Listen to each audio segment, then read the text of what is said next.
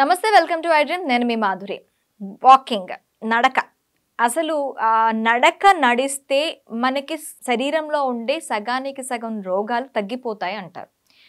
అయితే నేను తిరుగాడుతూనే ఉంటాను, రోజంతా నేను నడుస్తూనే ఉంటాను, అయినా నాకు ఎందుకు ఈ బాధలు అనేవాళ్ళు చాలామంది ఉంటారు. నడక ఏ సమయంలో నడవాలి, ఎలా నడవాలి అనేది కూడా ముఖ్యం. అది ఎలా నడవాలి, ఏ సమయంలో నడవాలి, డీటెయిల్గా చెప్పడానికి మనతో పాటు ఉన్నారు విక్రమాదిత్య గారు, vegetable therapist and founder of sun spiritual society. తనని అడిగి డీటెయిల్గా తెలుసుకుందాం. నమస్తే గురువుగారు. సూర్యస్మితల్లి. గురువుగారు, నేను ఇందాక చెప్పినట్టు నడక చాలా మంచిది, వ్యాయామం.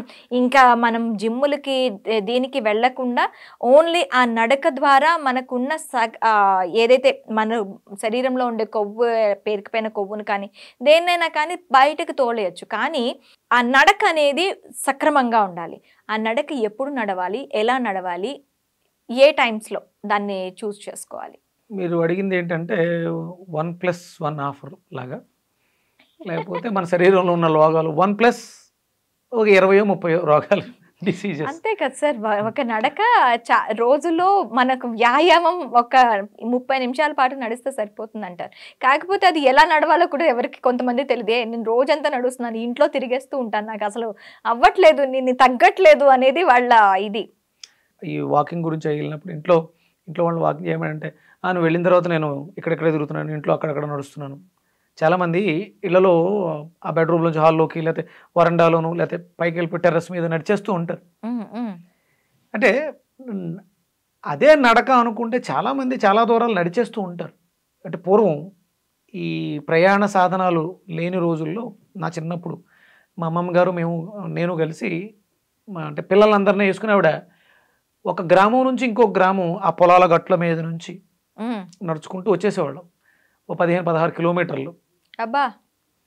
చిన్నప్పుడు అంటే అప్పట్లో అంటే ఈ సాధనాలు బస్సులు ఏవి ఎక్కువ ఉండేవి కాదు, ఫెసిలిటీస్ తక్కువ. కాబట్టి గ్రామాల నుంచి ఇప్పటికీ కొన్ని గ్రామాలు అలాగే ఉన్నాయి, కాకపోతే మనకి బళ్ళు వచ్చేసినాయి. కానీ పూర్వం అంతా కూడా నడక మీదే ఎక్కువ ఉండేది. అంటే కేవలం నడక ఆరోగ్యాన్ని ఇస్తుంది అనుకోవడం పూర్తిగా పొరపాటు. అది మంచిది, అవసరం. నడక గమ్యాన్ని చేరుస్తుంది అంతే. ఓకే. అంటే మన కాళ్ళు శక్తివంతంగా తయారవుతాయి. ఇప్పుడు మరి శక్తివంతంగా ఉన్నారా? 100-80-90% మందికి మోకాళ్ళు నొప్పి లేదు. ఆ మడముల్లో ఏదో గుచ్చుతున్నట్టు, తిమ్ముర్లు పడుతున్నట్టు, ఇలాంటి సమస్యలతో ఇక నడకెక్కడ నడుస్తారు? సరే, పూర్వం ఉన్నట్టు మట్టి రోడ్లు ఉన్నాయా? లేవు. చెరువు గట్లు ఉన్నాయా? లేవు. మనం అన్నీ కూడా కాంక్రీట్ జంగిల్లో ఉన్నాం. నడక మంచిదే, గమ్యాన్ని చేరుస్తుంది. మీరు ఏమనుకుంటే అది.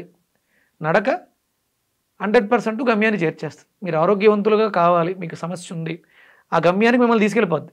అదొక ఇంట్యూషన్, నాలెడ్జ్ని ఇస్తుంది. మన జ్యోతిష్ శాస్త్రం ఉంది కదా, మేషం నుంచి మీనం వరకు. మన కాళ్ళు దగ్గర నుంచి తీసుకుంటే అది మీనం నుంచి ఉంటాయి. శిరస్సు మేషం, మీనం నుంచి మేషం వరకు, మేషం నుంచి మీనం వరకు. అంటే ప్రతి గ్రహము కూడా ఇక్కడ ఉన్నాయి.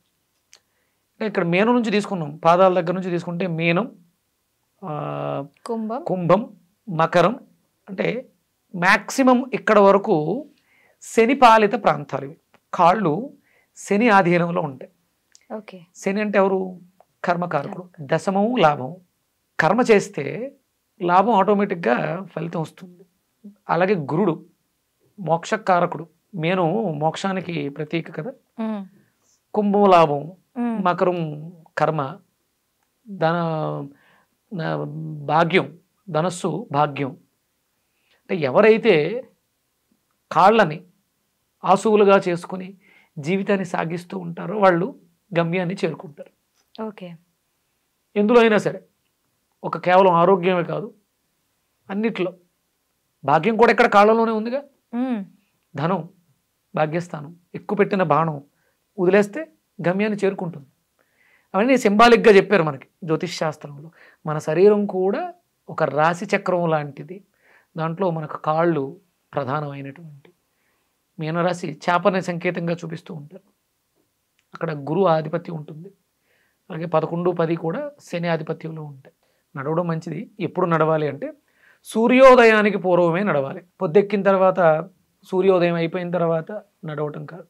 సూర్యోదయానికి పూర్వం నిద్రలేచి కాలకృత్యాలు తీర్చుకొని కాళ్ళకి మన నోట్లో ఉన్నటువంటి పళ్ళకి సంబంధం ఉంది. పళ్ళు లూజ్ అవుతూ ఉంటాయి చూడండి, సెన్సిటివ్ పళ్ళు జూమంటున్నాయి. అంటే దానికి ఏమో మనం ఏ పేస్ట్ వాడాలని ఆలోచిస్తాం. మీరు ఎన్ని రకాల పేస్ట్లు వాడినా ఆ పైన ఉన్నటువంటి జివ్వమనే ఇది తగ్గుతుంది, కానీ లోపల పాడైపోయింది బాగుపడదు. ఎందుకంటే కాళ్ళకి పళ్ళకి ఏంటి సంబంధం? ఎముకలు, రక్తాన్ని ఉత్పత్తి చేసే ఎముకలు, మజ్జ, బోన్ మ్యారో ఎక్కువ కాళ్ళలోనే. అంటే ఒక ఏజ్ వచ్చేంత వరకు కూడా రక్తం కాళ్ళలో తయారవుతుంది. ఓకే, అందుకని నడవాలి. సర్క్యులేషన్ లేదమ్మా, స్టాగ్నేట్గా అలా కూర్చుని ఉండిపోయాము, ప్రొడక్షన్ ఉండదుగా, ఎనిమియా, రక్తహీనత. మనం తిన్న పదార్థం రక్తంగా మారాలంటే కూడా తిన్న తర్వాత నడక అవసరం. అందుకని మనకి ఏదైనా తిన్న తర్వాత ఒక 100 అడుగులైనా మినిమం ఒక 100 అడుగులైనా నడిచి వజ్రాసనంలో కూర్చుని 5 నిమిషాలు. దానివల్ల ఆ ఫ్లెక్సిబిలిటీ, కాళ్ళలో కావలసినటువంటి ఆ శక్తి ప్రక్రియ జరిగి రక్తంగా మారుతుంది మనం తిన్న ఆహారం. అలాగే మధ్యాహ్నం భోజనం చేసిన తర్వాత అవి చిన్న చిన్నవి లఘువులు. ప్రధానమైనటువంటి నడకలన్నీ కూడా సూర్యోదయానికి పూర్వం సూర్యుడికి ఎదురుగుండా సూర్యోదయ సమయంలో ఉండాలి. సూర్యుడి వైపు నడక. ఇప్పుడు నేను చేస్తాను కదా సన్ స్పిరిచువల్ సొసైటీ పెట్టి, సూర్యుడితో నా ప్రయాణం. సూర్యుడితో ప్రయాణం చేస్తే ఏమొస్తుంది? ఆరోగ్యం వస్తుంది. ఆరోగ్యమే మహాభాగ్యం. ఆరోగ్యం భాస్కరాధీనం. ఎలా నడవాలి కాదు, ఎప్పుడు నడవాలి. ఫస్ట్ సూర్యోదయానికి పూర్వం చేయాలి. ఇవన్నీ కూడా ప్రకృతితో మమేకం అవ్వాలి. సూర్యుడితో నడకుంటే బాగుంటుంది. ఎందుకంటే ఆయన ఆ సమయంలో తేజోవంతంగా బాగుంటారు. ఉదయకాల సమయంలో 1 గంట సేపే బాగుంటారు. వెళ్ళే కొద్ది ఆయన నడక మారిపోతూ ఉంటుంది, తీక్షణత పెరిగిపోతూ ఉంటుంది. ఆ కిరణాలు ఒక పాట కూడా ఉంటుంది, మన సూర్యుడిని చూడాలనుకున్న సాయం సంధ్యా సమయం, అలాగే పొద్దున్నే వస్తూ ఉన్నప్పుడు మనకి ఇక్కడ సూర్యుడు ఏంటంటే డల్గా అయిపోతాడు, అక్కడికి వచ్చేటప్పటికి రైజింగ్గా అండ్ చూడటానికి కూడాను అద్భుతంగా కనిపిస్తుంది. అంటే ఆయన ఉన్న స్థితిని బట్టి ఆయనకు కొన్ని పేర్లు పెట్టారమ్మా. మనకి ద్వాదశాదిత్యుల పేర్లు వింటూ ఉంటాం. అవును. ఆ ఉదయించే సూర్యుడిని మిత్రుడుగా చెప్తారు. మిత్ర, రవి, సూర్య, భాను, ఖగ, పోష్ణ, హిరణ్యగర్భ, మరీచి, ఆదిత్య, సవిత్ర, అర్క, భాస్కర. 12 మనకి రోజులో 12 గంటలు. ఆ ఉదయిస్తున్నప్పుడు ఆ మిత్రా కిరణాలు ఏవైతే ఉన్నాయో వాటిల్ని మనం తీసుకుంటే వాళ్ళకి మనకి మిత్రుడులాగా, జిడ్డుగా. తర్వాత రవి. రవి అంటే ఎవరు? స్తుతించేవాడు, స్తోత్రించేవాడు. ఇప్పుడు ఎవరి దగ్గరికైనా వెళ్ళి మనం ఎందుకు స్తుతిస్తాం? వాళ్ళ నుంచి ఏదైనా ఆశించినప్పుడు ఆ స్తుతి. అందుకని అక్కడ పూజ చేయమంటారు. అంటే పొగడడానికి అర్హత ఉన్నవాళ్ళు పొగడడం, అంటే వాళ్ళ నుంచి ఏదో ఆశిస్తున్నాం కాబట్టి అక్కడ రవి. ఇలా ఒక్కొక్క ఆయన ఉన్నటువంటి స్థితిని పేర్లుగా చెప్పబడి మిత్ర, రవి, సూర్యుడు, భానుడు, ఖగుడు, పోషణ అంటే పోషించేవాడు. ఆ సమయంలో మనకి పోషణనిచ్చే శక్తిని ఆయన ఇస్తూ ఉంటాడు ప్రకృతి మీదకి, మనకు కాదు. ప్రకృతిలో పదార్థాలు అట్లా సేకరించి ఒడిచిపట్టుకుంటే అవి మనం తినడం ద్వారా మనం పోషించబడుతున్నాం. అది లోపలికి వెళ్ళిన తర్వాత హిరణ్యము అంటే బంగారంగా మారుతుంది. హిరణ్య గర్భుడు, మరీచి, ఆదిత్య. అలా అంటే ఆ అనుసంధానం చేసుకుని నడిస్తే బాగుంటాం. తిన్న తర్వాత నడవడం వల్ల తిన్నది బంగారం అవుతుంది, నడవకపోతే కొవ్వుగా మారుతుంది. కొవ్వు పసుపు పచ్చగానే ఉంటుంది, బంగారం పసుపు పచ్చగా. రోల్డ్ గోల్డ్కి గోల్డ్కి ఉన్న తేడా ఉంది, అంత తేడా ఉంది. అలాగే సూర్యాస్తమయ సమయంలో కూడా సూర్యుడితో అనుసంధానం అయ్యి నడక చేయొచ్చు, మంచిదే. అంటే సూర్యోదయ సూర్యాస్తమయాలు మనం నడవడానికి, ఆరోగ్యంగా తయారవడానికి ఉపయోగమైనటువంటి సమయాలు. అలాగే మధ్యాహ్నం భోజనం చేసిన తర్వాత లఘువుగా కనీసం ఒక 100 అడుగులు వేయగలిగితే ఆ తిన్నది సర్దుకుంటుంది.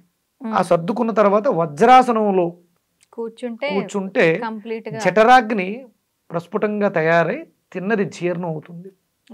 అంటే ఇప్పుడున్నటువంటి అన్ని మనం డిసీజ్ అంటే కదలలేని స్థితి. డిసీజ్ అంటే రోగం కాదు, డిస్ఈజ్ నుంచి ఈజ్కి వస్తాం, సులువుగా, సునాయాసంగా. పూర్వం రోజుల్లో ఎవరింటికన్నా వచ్చినప్పుడు ఒంట్లో సులువుగా ఉందా అని అడిగేవారు. ఒంట్లో బాగుందా కాదు, సులువుగా ఉందా. సులువుగా లేదు. తిరగాడుతున్నారా లేదా? అది దాన్ని తీసుకొస్తుంది నడక. మనల్ని గమ్యానికి, ఏ గమ్యానికి? బాహ్యంగా ఇక్కడ నుంచి మన ఇంటికి కావచ్చు, అంతరంగా మన ఆత్మ పరమాత్మలోకి తీసుకెళ్ళడానికి కూడా ఈ నడక ఉపయోగపడుతుంది. అది సూర్యుడితో అనుసంధానమై, సూర్యోదయం నడక ఆరోగ్యాన్ని, మధ్యాహ్నం నడక తిన్నదాన్ని అరగించడానికి, సాయంత్రం నడక మనం పడక సుఖంలోనే ఆసువుగా నిద్రపోవడానికి, చాలా సులువుగా ఎలాంటి శ్రమ లేకుండా ప్రశాంతంగా నిద్రపోవడానికి ఉపయోగపడుతుంది. ఓకే గురుగారు, ఇప్పుడు మరి చాలా మంది నైట్ షిఫ్ట్లు చేస్తూ ఉంటారు, మరి వాళ్ళ సంగతి ఏంటి? ఎవరైనా ఒకటేనమ్మా, నైట్ షిఫ్ట్లు చేయండి, శ్రమ పడండి, తినకండి. నేను ఒకటే చెప్పేది, రాత్రిపూట తినొద్దు, అస్సలు ఏమి తినొద్దు. సూర్యుడితో నడక అంటే సూర్యుడు ఉన్నప్పుడే, సూర్యోదయ సమయంలోనే. మీకు కొన్ని రాష్ట్రాలు ఉన్నాయమ్మా, సౌరాష్ట్రం అని ఒక రాష్ట్రం ఉంది నార్త్లో, వాళ్ళు సూర్యుడు కనపడకపోతే ఇంకా ఆ రోజు తినరు. దాని పేరే సౌరాష్ట్రం. అంటే సూర్యుని బాగా విపరీతంగా ఫాలో అవుతూ ఉంటారు. అంటే భారతదేశం అంటేనే సూర్యుడితో అనుసంధానమైన జీవన విధానాన్ని గడిపేవారు. భా అంటే కాంతి, రథ అంటే మక్కువ కలగటం, యులు అంటే మనం జనం, భారతీయులు అంటే కాంతి మీద మక్కువ కలిగిన వాళ్ళు భారతీయులు. వావ్. భా సూర్యుడితో అనుసంధానమై వెళ్ళేవాళ్ళం. ఈ వెస్ట్రన్స్, అమెరికన్స్ వచ్చి మన జీవన విధానాన్ని పాడు చేయడం ద్వారా ఈ వెస్ట్రన్ లైఫ్ స్టైల్స్ సూర్యాస్తమైన తర్వాత అర్ధరాత్రులు తినడం అనేది విపరీతంగా పెరిగిపోయింది. ఓకే గురుగారు, thank you very much. Suryasmriti.